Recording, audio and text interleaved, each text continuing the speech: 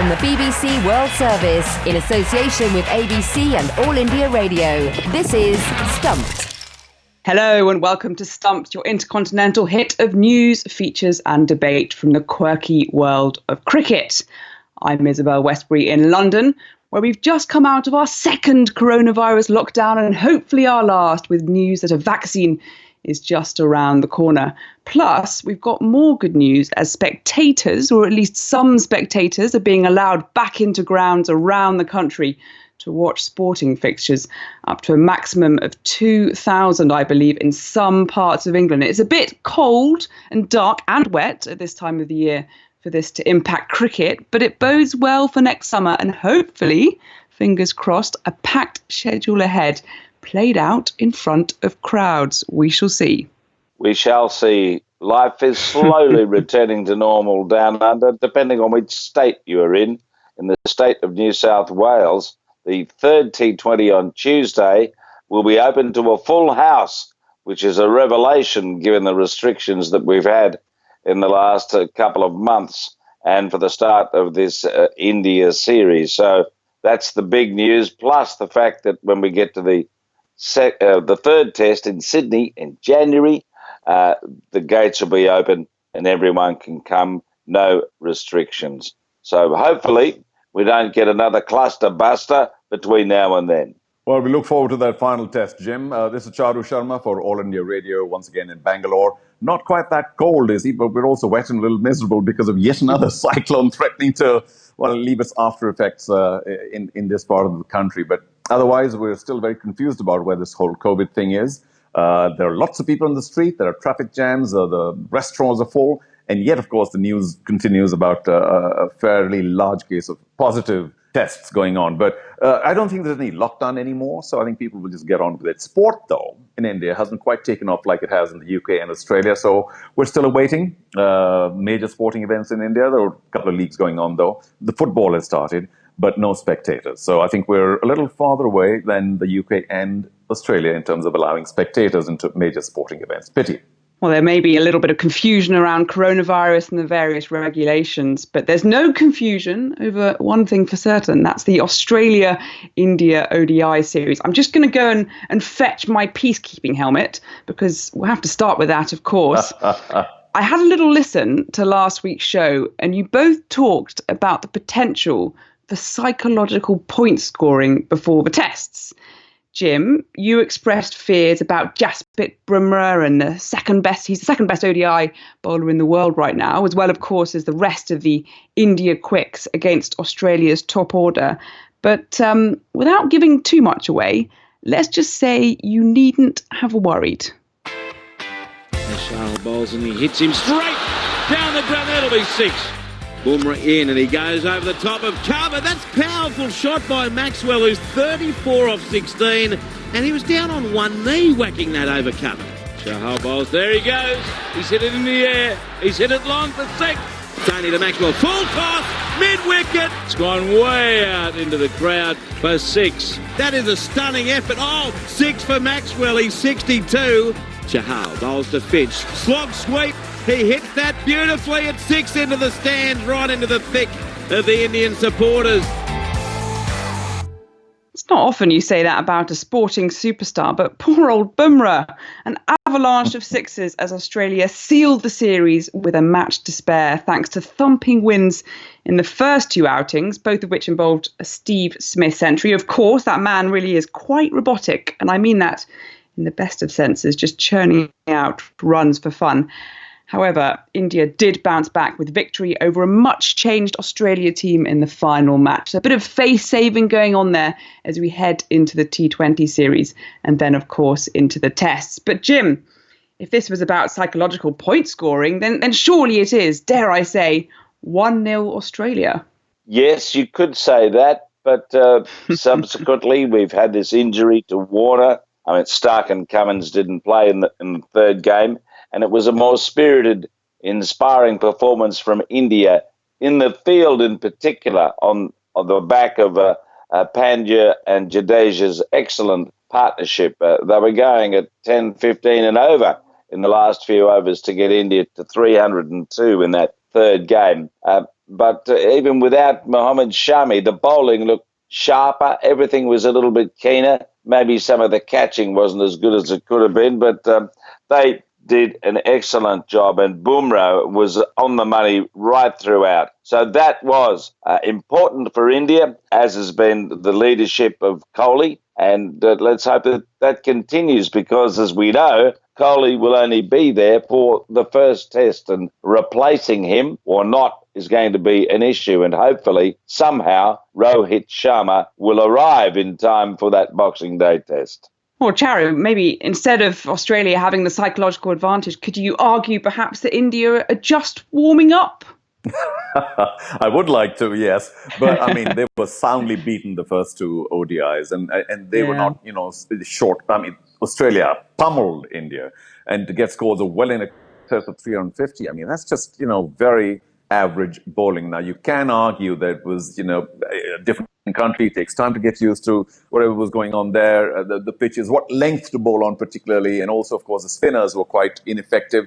So, yes, the Indian bowling, you could be a little rough and critical and say it wasn't quite up to the mark, and you can't chase 350 plus, ordinarily. So there's some talk about win the toss and win the match. There was a little bit of, the Indians were seeking some excuses there, saying we're not winning the toss. When they finally did and batted, they did reasonably well in the end. And we don't want that last match, the Indian victory, to be tarnished by the fact that some were injured. But yes, India began slow.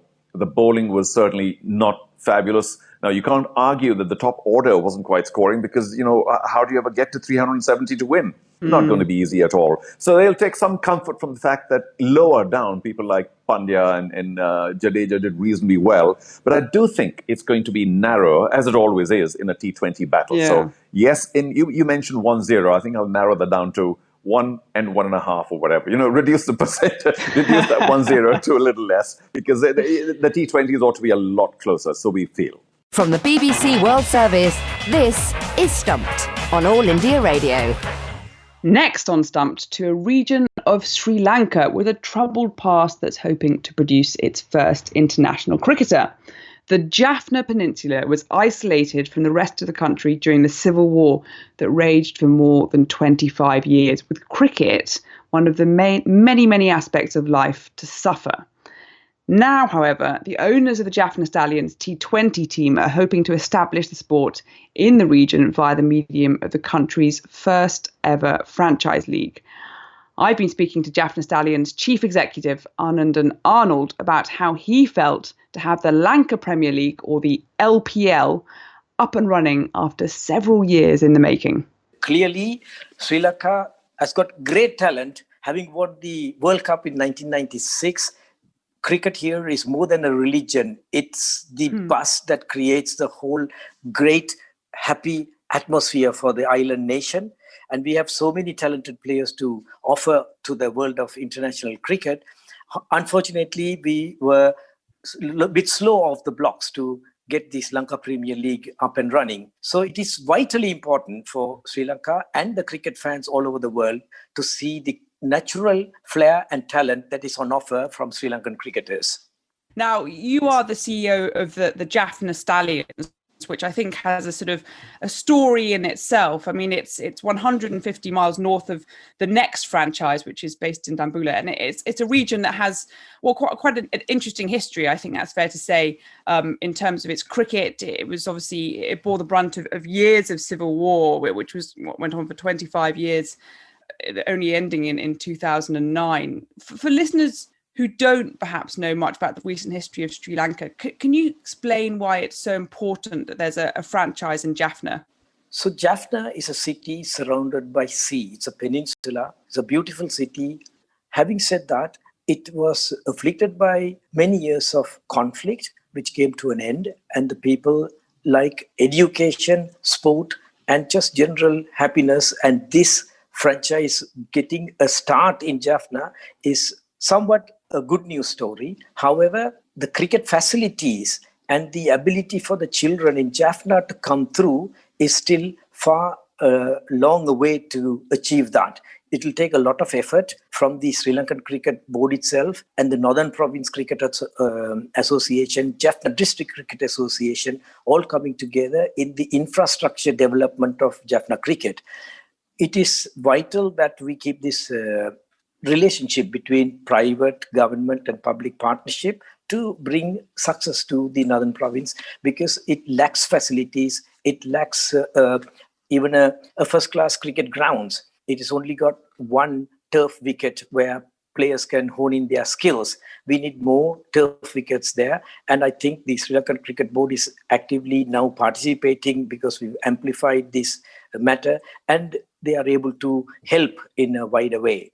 A lot of challenges there for the Jaffna Stallions to get things going, although they have had a pretty cracking start to the tournament, unbeaten in their first 3 matches. Can you give us a sort of insight into what Jaffna Stallions are trying to achieve, perhaps both this year and in the next few years? We had a squad of 16 players, out of which 6 are international players, 10 local existing professional players, and there are 4 further supplementary players join the team to learn from their professional cricketers to get more skilled.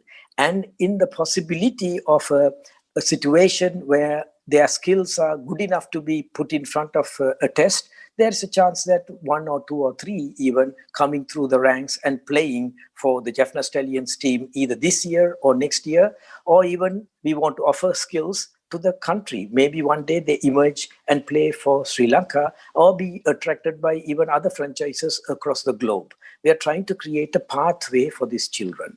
Well, that was Arnandan Arnold, the CEO of the Jaffna Stallions, speaking to me this week following the launch of the Lankan Premier League. From the BBC World Service, this is Stumped on All India Radio. Last but not least, this week, to a new work of fiction set in the world of Indian and international cricket. The book, Final Innings, bills itself as an intense psychological drama and a voyage into deep, choppy, uncharted waters. And its author is none other than our occasional Stumped co-host, Sunil Gupta. Sunil, great to have you on the show. Thanks very much for having me. So then, Final Innings, you've been keen to stress that it's not a cricket book per se, but it does use the sport as its backdrop to explore other issues. Now, without ruining the plot completely, could you tell us a little bit more about it? Oh, yes, of course. And that's absolutely right. I mean, I've gone hoarse telling publishers and all that this is not a cricket book, because when you think of cricket books, then you talk only about essentially cricket matches, cricket players, not the human side of things. And of course, where it all started, and as I've written my author's note, it started with thinking about what's going on in our world, especially our part of the world, the human side of cricket, the healing power of cricket, why cricket is used in ways that perhaps are not quote unquote sportsmanlike, and what would happen if there are more human interactions that take place between countries of the subcontinent. Why cricket is a backdrop? Because quite obviously cricket is the one sort of lingua franca of the subcontinent and people would resonate with it. Well, and the book itself is broken up into 4 innings, so lots of ties between the game of cricket and cricket fiction, perhaps we'll call it. Now, I've got a picture of the front cover in front of me, and it carries a quote from a certain Jim Maxwell, who is described as a world-renowned veteran cricket commentator. Veteran, I see. Careful, Sunil. Anyway, this Maxwell chap, he says of the book that it is serendipity triggered by a red ball and a wounded cricketer. Dramatic stuff for your dreams. Jim, say hello to Sunil. Hello, Sunil. How are you? Hello, Jim. I'm fine, thank you. Did you actually write that? No. How much did you pay him? More to the point. Well, I think I think it was worked on by a few people to get the final result, let's say. But can I ask you about this Lone Ranger, Ramdas Upreti? Is he an amalgam of a cricketer and some fellow who works for a spy agency or whatever? I mean, who is Ramdas Upreti? Well, no, I don't think he's a sort of quasi-James Bond type person. He's very much red-blooded like you and me with all his frailties. He starts getting these sort of delusions of grandeur, of making a difference. He wants to make a difference. But sometimes, it goes to your head, events overtake you.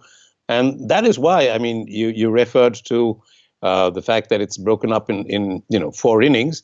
I just thought that breaking it up and seeing his progression from a pure cricketer into a person who's trying to make changes in the way that people think, in the way that people act, trying to build bridges and trying to do it himself under very difficult circumstances, and using cricket as the medium to do so. I just thought that there was a story there, and that's how it actually evolved as I was writing it. Hi, Sunil, Charu Sharma. Congratulations. Wow. I'm so impressed. People say that each one of us got at least one book in ourselves. But if you're doing fiction, I'm guessing this is one of several to come. True? Oh, God. I wouldn't know. It's taken a lot out of me, writing this book, about 2 years of my life. But I enjoyed every bit of it. It's to do with how famous people can make a change in things like climate change by standing up and fighting for what they believe is right. I think that's what I wanted to get across to everybody who reads this, that we must fight the good fight, whatever that good fight might be. And it's a story of a human being. And I think that's actually what a lot of people have resonated with. Well, Sunil, as you said earlier, there's not enough cricket fiction out there. So we can add this to the shelves alongside perhaps Karuna Talaka's Chinaman, Joseph O'Neill's Neverland. And now we've got Sunil Gupta's Final Innings. Sunil, thank you so much for joining us today. Thanks very much for having me on the show. From the BBC World Service, this is Stumped on All India Radio. That's all we've got time for on this week's Stumped on All India Radio. Stay in touch with us via Twitter. We are at BBCWS Sport using the hashtag BBC Stumped. Thanks to my co-hosts Jim Maxwell and Charu Sharma, and to you for listening. Join us again next time. Goodbye. Stumped is a BBC sport production for the BBC World Service in association with the Australian Broadcasting Corporation and All India Radio.